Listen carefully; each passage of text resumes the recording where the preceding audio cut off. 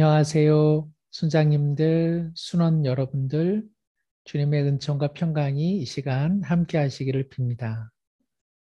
완연한 가을 속으로 이제 들어가는 것 같습니다. 아침, 저녁으로 선선해지는데 환절기 가운데 모든 분들 강건하시기를 바랍니다. 오늘은 18과 고난에 앞서 먼저 기뻐하는 힘이라고 하는 제목으로 우리 사랑방 은혜를 나누고자 합니다.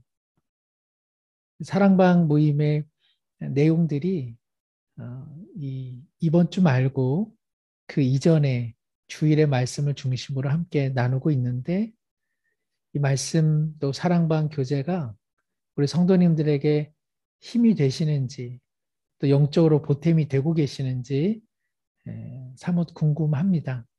우리 순장님들 또 우리 순원분들 이 말씀이 조그나마 동력이 되어서 삶에 힘을 주시고 계시는지 궁금한데 하나님의 말씀에는 힘이 있고 능력이 있고 또 우리의 믿음이라고 하는 것은 들음을 통해서 얻어지기에 다른 것 아니라 주님의 말씀으로 인해 다시 한번 평강과 새 힘 얻으시기를 소망하며 함께 오늘 나눔을 갖고자 합니다.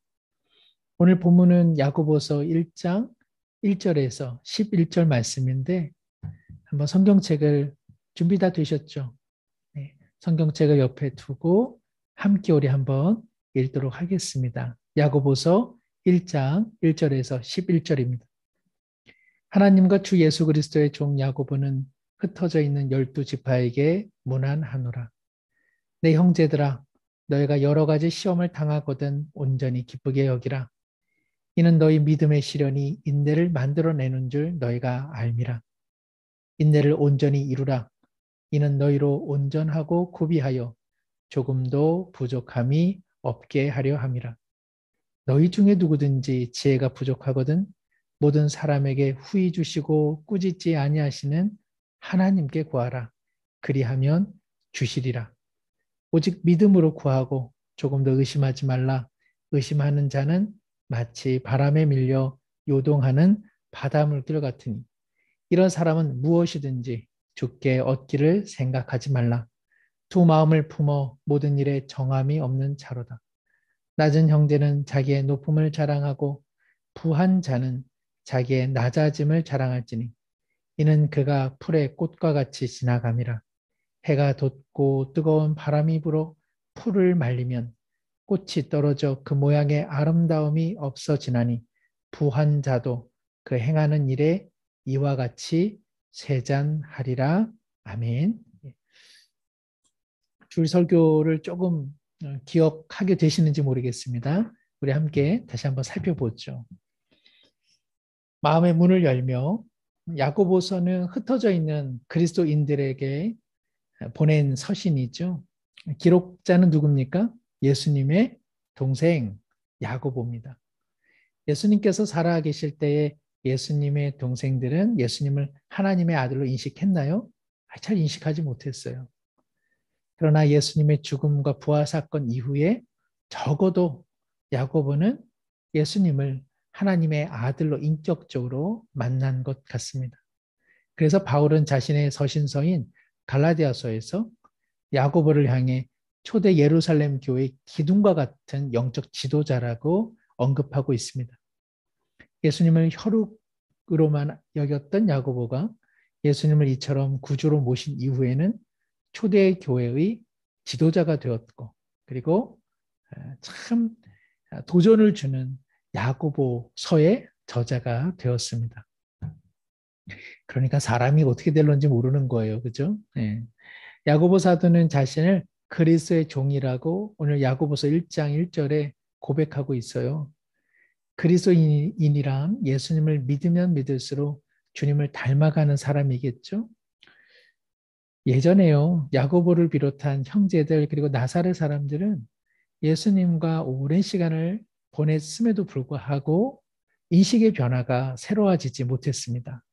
그들은 완고했고 고집스러웠고 배우거나 공부하려고 하는 새 마음의 수용력이 전혀 없었던 것이죠. 그럼에도 불구하고 야고보는 그 틀을 깨고 완고한 마음, 고집스러운 마음을 깨고 배우는 학생이 되어서 예수님에 대한 새로운 인식을 갖게 되었습니다. 그것이 그의 인격과 사고와 변화, 그리고 그의 삶을 완전히 다르게 한 것이죠. 만약 야고보가 열린 마음, 또 배움의 마음이 없었다면 아마 우리는 야고보의 이름을 이처럼 기억하지는 못했을 것입니다. 열린 마음 참 중요하죠. 배우려고 하는 마음 참 중요해요. 아마 우리 성도님들께서 제가 그 점을 무척 강조하고 있다는 사실을 조금 아실 겁니다.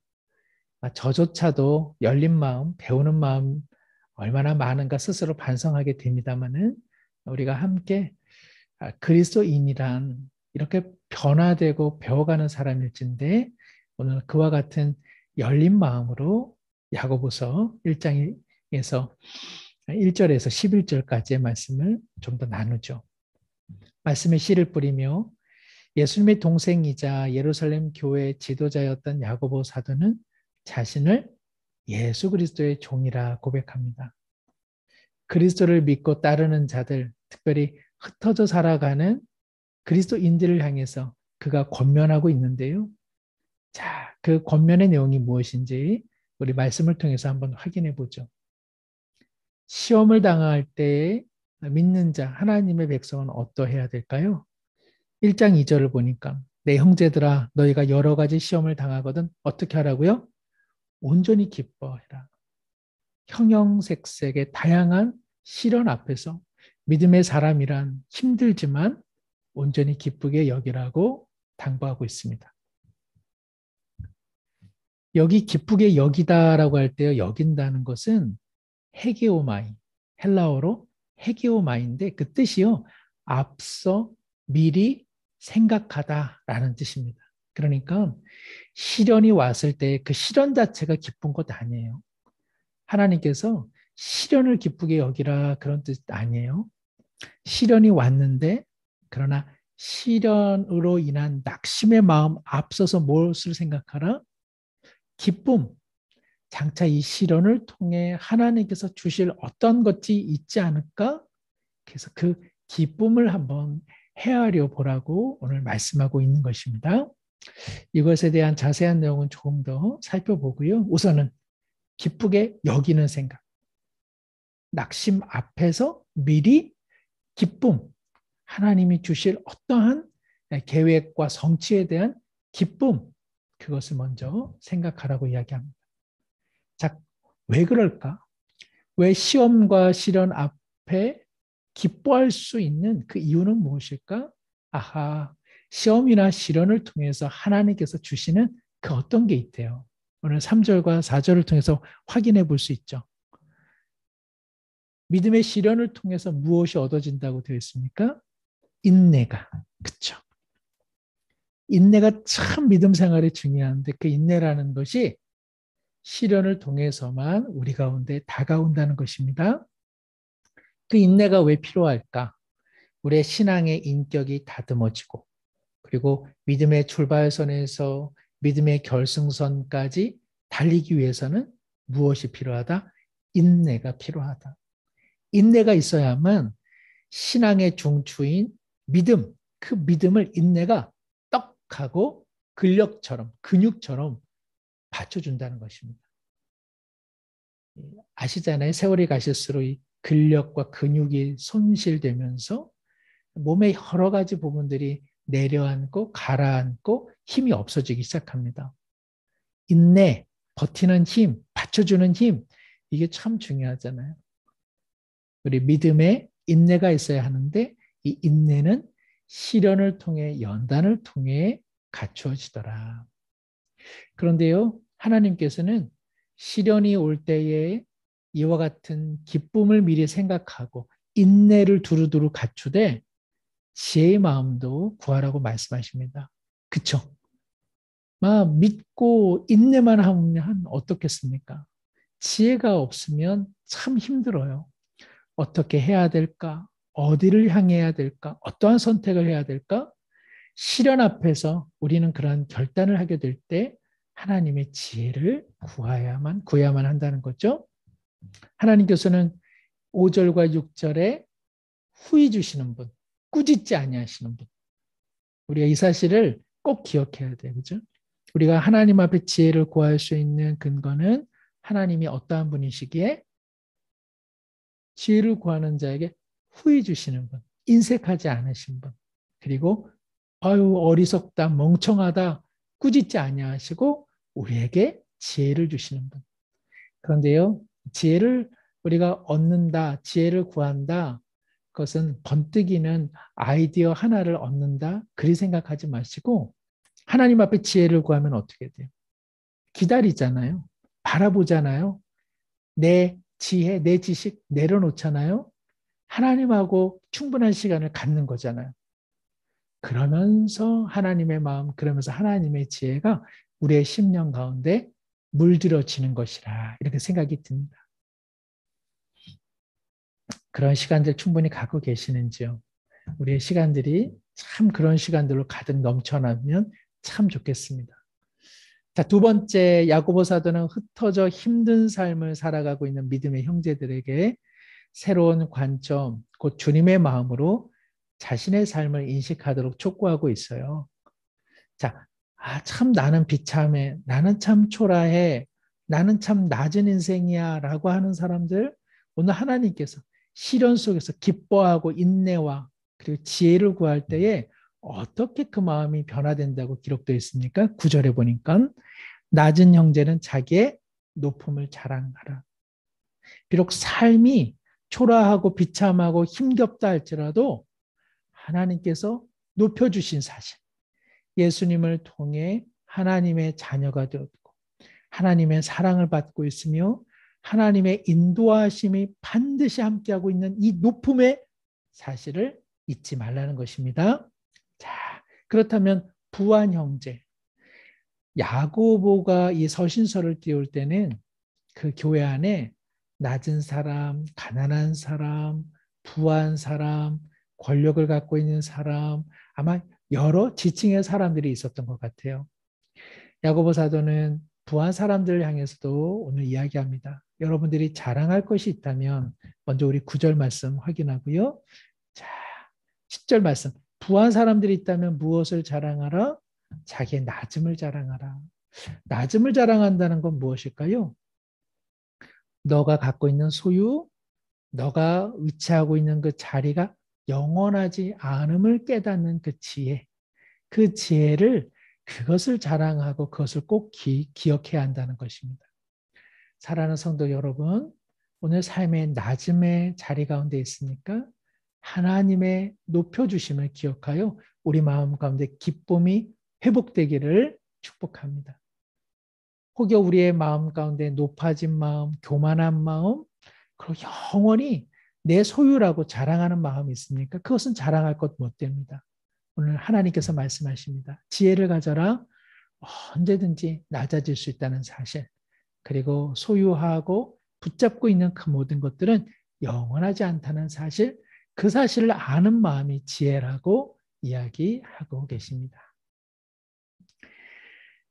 세 번째, 야고보 사도는 흩어져 난민처럼 살고 있는 디아스포라 그리스도인들을 향해 이 서신서를 띄웠죠. 그래서 흩어져 있는 12지파 이스라엘 사람들, 여기서 12지파라고 하는 것은 영적인 의미의 하나님의 총 백성을 이야기하는데 그들이 경험하는 시험, 시련, 가난, 이거 별거 아니야 이렇게 얘기하지 않았어요. 정말 이들이 너무나 힘겹다는 사실을 알기에 그는 위로의 편지를 쓴 거거든요. 자, 이처럼 흩어져 있는 사람들, 헬라어로는 디아스포라. 세상이 그들을 흩어버렸지만 하나님께서 그들을 농부의 마음으로 흩으셨어요. 이 흩어버린다라고 할 때 그것은 하나님의 어떤 계획이 있다는 거죠. 하나님께서는 삶의 자리에서 흩어진 자리에서 미랄처럼 하나님의 영광의 열매를 맺으며 우리가 살아가기를 원하고 계세요. 자, 그래서요. 그리스도인들에게 주어진 시험, 시련, 경제적 곤궁 속에서 믿음의 사람들이 대처해야 되는 그 어떤 것에 초점을 두고 있는데 자, 그리스도인들을 향한 야고보의 이와 같은 권면 어떤 거였어요? 세 가지. 시련 앞에서 미리 기뻐하라. 두 번째, 인내를 온전히 갖추어라. 세 번째, 하나님의 지혜를 구하라. 자, 이러한 야고보의 권면 들으면서 우리 성도님들은 어떤 느낌이 드세요? 나는 시련 앞에서 어떠한 모습으로 살았나? 나는 참 일이 잘 안 되고 참 초라해지고 참 힘들 때 내 마음은 어땠나? 두 번째, 내 믿음이 이처럼 가끔 또 자주 낙심하는 까닭은 무엇일까? 나는 믿음은 있지만 과연 오래 참는 인내의 마음이 있는가? 나는 참 내 지혜로만 살지는 않았는가? 하나님께서는 내게 지혜를 주시려고 하는데 나는 하나님의 지혜를 구하면서 하나님과 함께 머무는 시간을 매일매일 갖고 있는가? 나는 하나님께서 내 삶의 가정에 개입하시기를 기다리면서 살아가고 있는가? 아니면 앞질러서 살아가고 있는가? 하나님과의 관계에서 번뜩이는 아이디어만 얻으려고 하는지 아니면 하나님의 마음으로 물들어져 가고 있는지 한번 우리 자신을 살피면 참 좋겠습니다. 이것이 바로요, 느낌. 하나님 앞에서 이 말씀이 나에게 어떻게 느껴지는가 이것을 한번 우리가 꼭 기억할 필요가 있습니다. 제가 조금 하나 말씀드리면 성경을 보실 때에 성경의 말씀을 읽습니다. 그리고 성경에 제시된 그 내용들을 그냥 한번 훑어보는 거예요. 그 다음에는요, 여기 있는 것처럼 말씀의 그 의미를 한번 더 생각해 볼 필요가 있습니다. 오늘 그렇잖아요. 시련이 오거든 온전히 기쁘게 여기라. 기쁘게 여기라고 하는 뜻의 의미는 무엇일까? 인내를 갖추라고 하는데 인내를 갖춰야만 하는 그 뜻은 무엇일까? 하나님께서는 지혜를 구하라고 말씀하시는데 지혜를 구한다라고 하는 것은 어떠한 의미일까? 이렇게 한 번 더 말씀의 의미를 찾아보는 일들이 꼭 필요합니다. 그 다음에는요, 하나님의 말씀, 그리고 그 말씀에 대한 의미, 그 이후에는요, 그 말씀이 내게 주는 느낌, 내게 찾아오는 어떤 반성, 내가 그 말씀 앞에서 나를 돌아보는 자기 성찰의 시간이 꼭 필요합니다. 어떤 말씀을 통해서는 하나님 앞에 감사하고 찬양할 수 있겠죠. 오늘 말씀을 가지고 한번 대비해 보면 하나님 참 이렇게 시련과 그리고 고통은 늘 나에게 낭망의 의미만을 주었는데 오늘 하나님께서 기뻐할 수 있는 이유를 주셨네요. 감사합니다. 찬양합니다. 힘이 생깁니다. 이러한 느낌들, 찬양, 감사 그런 것들을 한번 조금 생각해 보시는 거예요. 어떤 말씀 앞에서는 꼭 그 찬양과 감사만이 나오진 않아요. 부끄러운 마음이 들죠. 또 회개하는 마음이 들어요. 오늘 말씀 적용해 보면 시련이 올 때 하나님 성경은 온전히 기쁘게 여기라고 말씀하시는데 앞서 기쁨에 대해서 한번 헤아려 보라고 하시는데 저는 늘 낙심하고 낭망하고 하나님을 원망하는 마음만 가졌어요. 저는 믿음이 있는 줄 알았는데 자꾸 오래 참지 못해요. 하나님 앞에 나가서 지혜를 구한다고 하지만 늘 그저 번뜩이는 아이디어, 섬광처럼 얻어지는 응답, 여기에만 관심이 있었던 것 같아요. 참 하나님 부끄럽습니다. 내 모습을 회개합니다. 제 모습을 하나님 다시 한번 돌이켜 주세요. 이런 것들이 좋은 느낌이에요. 그래서 하나님의 말씀을 볼 때는 말씀을 읽으시고 그 말씀이 의미하는 바를 무엇인지 묵상해 보시고 그리고 그 말씀의 의미가 나에게는 찬양과 영광과 감사로 느껴지는지 아니면 회개 또 자기를 성찰해야 되는 느낌으로 오는지 한번 자기의 마음을 살펴보는 겁니다. 그 다음에 무엇을 하면 좋아요? 그 다음에 결단하고요. 자신의 삶에 적용해 보는 겁니다. 이거는 한 번 더 말씀을 드릴게요. 자, 네 번째. 야고보 사도는 그리스도인들이 지녀야 할 가장 중요한 특징을 분명히 알려주는데 어떠한 상황 속에서도 어떻게 하라고요? 시선을 하나님께 둠으로 온전히 기뻐하고 인내하고 지혜를 구하라. 만약 야고보 사도가 우리에게 당신이 그리스도인일 수 있는 이유는 무엇입니까? 라고 질문한다면 우리 어떻게 대답할까요? 우리의 시선은 누구를 향해 있습니까? 어떤 상황 속에서도 기쁨과 인내와 지혜를 구하는 태도가 우리 자신에게 있는지 살펴봅시다.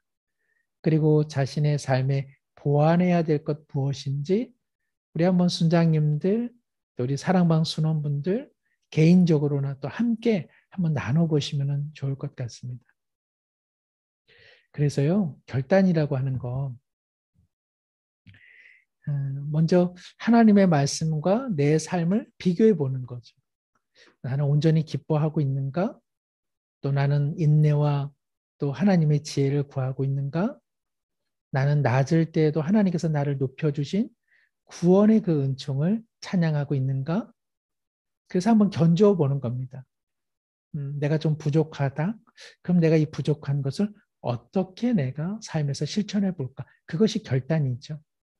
그래서 우리 함께 이렇게 주일 말씀 그냥 귀로 듣고 그냥 사라지지 않도록 한번 들은 말씀이 내게는 어떤 느낌으로 오는지 또 들은 말씀을 나는 어떻게 삶에서 실천해 볼 수 있는지 한번 생각해 보시면 좋겠습니다.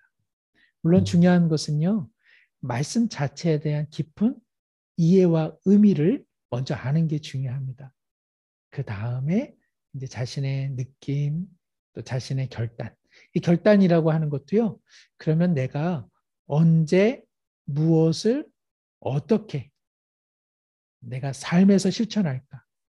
언제 무엇을 어떻게 혹은 어떤 사람에게 실천할까? 이렇게 조금 구체적으로 한번 정하시고 그리고 실천해 보신다면 말씀이 그저 머리에만 머물지 않고 삶으로 표현되어지고 그래서 우리는 더욱더 성장하는 성숙하는 그리스도인이 될 줄을 믿습니다.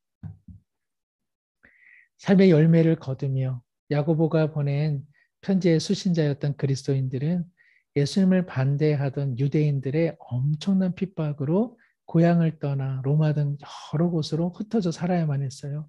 이 흩어져 살다 디아스포라. 그러나 하나님께서 흩어 그들을 뿌리셨다. 이것을 꼭 기억할 필요가 있습니다. 로마 제국의 핍박으로 삶의 터전을 잃어버린 실향민으로 경제적 고통도 더욱 커져만 갔습니다. 야고보 사도는 이와 같은 고난에 직면한 그리스도인, 오늘 우리도 그렇잖아요. 너희가 여러 가지 시험을 당하거든 온전히 기쁘게 여기라 미리 앞서 기쁨을 생각하라 강조합니다. 그런데 참 쉽지는 않아요. 그럼에도 불구하고 야고보 사도가 강조한 기쁘게 여기라 하는 것은 바로 앞서 미리 생각한다. 고통이나 고난 그 자체가 기뻐할 것 아니라 삶의 시련이 몰려올 때 하나님께서 우리의 삶 가운데 행하실 기쁨을 먼저 헤아려 보는 것. 그래서 시련이 우리 마음을 먼저 공습하여 절망의 깃발을 꼽고 주둔하기 전에 기쁨의 방공호를 구축하는 것. 바로 그것이야말로 하나님의 뜻입니다. 야고보 사도는 시련 속에서도 이처럼 기뻐할 수 있는 근거는 시련을 통해 믿음이라고 하는 중추에 인내라는 근력이 생기기 때문에 그럽니다. 믿음이 신앙의 중추라 한다면 인내는 그 중추를 딱 하고 붙잡아주는 근력. 우리 근력이 있어야 되겠죠? 그러기에 야고보 사도는 삶의 터전을 잃고 흩어진 그리스도인들에게 삶의 시련과 관련해 기쁨을 생각하라, 믿음의 인내를 길러라, 지혜를 구하라 권면합니다. 이를 통해 시련 속에서도 버틸 수 있는 하나님의 손길을 발견할 수 있다고 말합니다. 세상은 우리를 불안으로 흩어버렸지만 하나님께서는 우리를 선한 목적을 갖고 디아스포라, 농부처럼 우리를 흩으셨습니다. 시련의 바람 앞에서도 먼저 기뻐하고 믿음 가운데 인내와 지혜를 갖추어 비록 삶이 낮은 듯 초라하여도 흩어진 삶의 자리에서 열매를 맺고 꽃을 피워내는 우리 모두가 되기를 축복합니다. 그러기에 우리 모두 날마다 한 걸음 한 걸음 더 배우고 온전해지기를 간절히 소망합니다. 오늘 말씀 기억하시면서 우리 작은 삶의 실천을 통해 하나님 앞에 영광 올려드리기를 원합니다. 함께 기도하기 고백하고 우리 순장반 또 사랑방 마치도록 하겠습니다.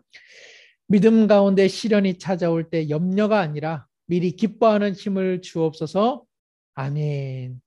믿음의 허리를 인내가 감싸고 주님의 지혜를 구하고 바라는 기다림으로 낮은 자는 높음을 찬양하고 높은 자는 낮음을 고백하는 은혜를 주여 주옵소서. 아멘. 삶의 자리에 밀알되어 열매를 맺고 꽃을 피우는 은혜로 성장과 변화를 위해 배우는 사람이 되는 능력을 주옵소서. 예수님의 이름으로 기도드립니다. 아멘. 우리 사랑하는 모든 순장님들, 또 우리 순원분들, 우리 성도님들, 다시 한번 시련 속에서도 기뻐하고, 그리고 믿음 가운데 인내를 구비하여서 지혜로, 그리고 정말 낮음 속에서도 높여주시는 주님을 사모하면서 남은 한 주도 건강하시고 승리하시고 또 복되시기를 간절히 소망합니다. 감사합니다.